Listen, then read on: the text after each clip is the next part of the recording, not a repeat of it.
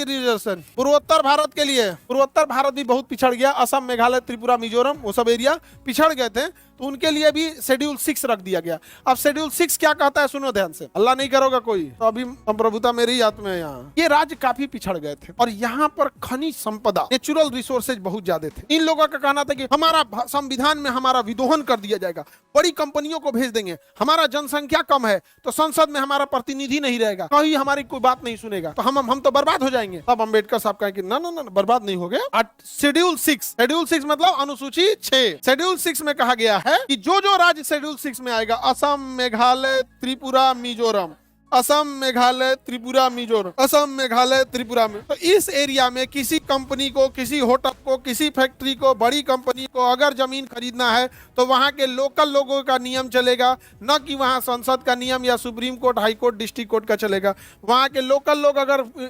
Environment clearance देंगे तो चलेगा, अदरवाइज में नहीं चलेगा।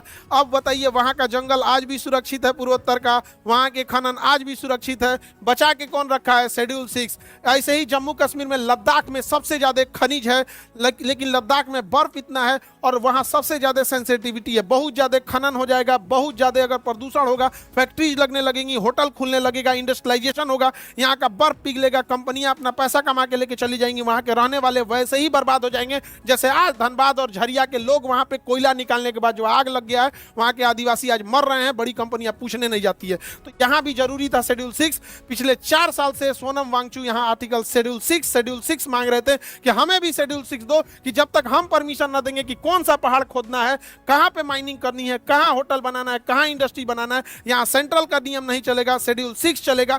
4 साल तक उस इंसान की कोई बात नहीं सुनी।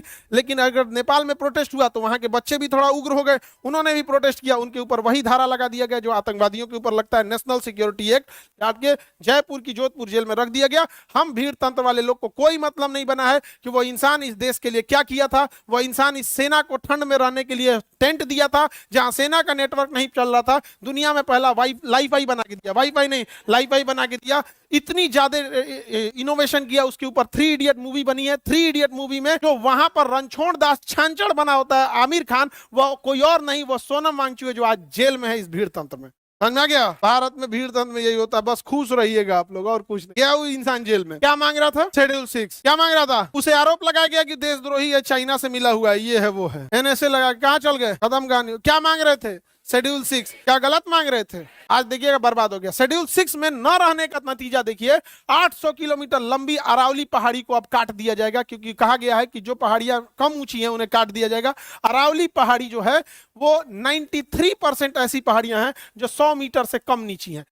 संसद ने कहा है कि जो 100 मीटर से कम नीचे है, जो 100 मीटर से ऊंचाई कम है, 100 मीटर का मतलब होता है, आपका समझिए कि 3 मीटर का एक तल्ला होता है, 3 मीटर का एक तल्ला, यानी 30 तल्ले से नीचे जो पहाड़ होगा, तो यार भैया वहां तो दुनिया की सबसे पुरानी पहाड़ है, 2.5 करोड़ साल पुरानी पहाड़ है, वहां पे उसके 93% पहाड़ों को काट दिया, पहाड़ को काट दिया जाएगा क्योंकि शेड्यूल 6 में नहीं है। अब वहां के लोकल लोग का चलेगा नहीं। अब इस थार मरुस्थल से उड़ने वाला बालू दिल्ली को बना देगा बालू का कटोरा, यहाँ सब ध्वस्त हो जाएगा, और यहाँ से उड़ने वाला बालू हिमालय पर्वत पे जाके जम जाएगा। हिमालय पर्वत पे जब जमेगा वह बालू, तो वहां पे वो गर्मी को सोख लेगा। अभी पर्वत पे बर्फ है, तो जब धूप आता है तो शीशे की तरह चमक के निकल जाता है, बर्फ कम पिघलती है। लेकिन बालू की जब एक लेयर आ जाएगी तो बालू बड़ी जल्दी गर्म होता है, भूजा भूजने के लिए बालू का यूज किया जाता है। जब उसके ऊपर बालू रहेगा तो बर्फ को तेजी से पिघलाएगा, यहां से बर्फ पिघलेगा, गंगा और यमुना में मिलेगा, और वो अल्टीमेटली बिहार में आके बाढ़ लाएगी। लेकिन आर्टिकल शेड्यूल 6 नहीं है, हम लोग टुकुर टुकुर मुंह देखेंगे। ज्योग्राफी डिसाइड और इकोनॉमी, समझ में आ गया कि नहीं गया? This is geography. Any problem? आप लोग को समझ में आता है? तो बताइए शेड्यूल 6 अच्छा है कि नहीं है?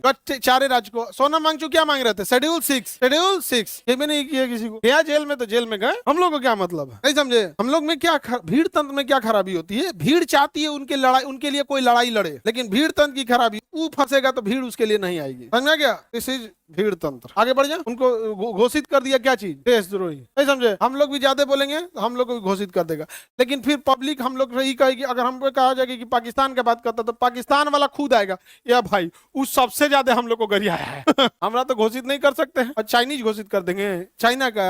यही प्लस पॉइंट है आदमी को, नहीं समझे? लेकिन ये चीजें सही नहीं। आगे बढ़े। अरावली पर्वत खत्म होने वाला है, पास हो गया विधेयक, पहाड़ कटेगा सब में बटे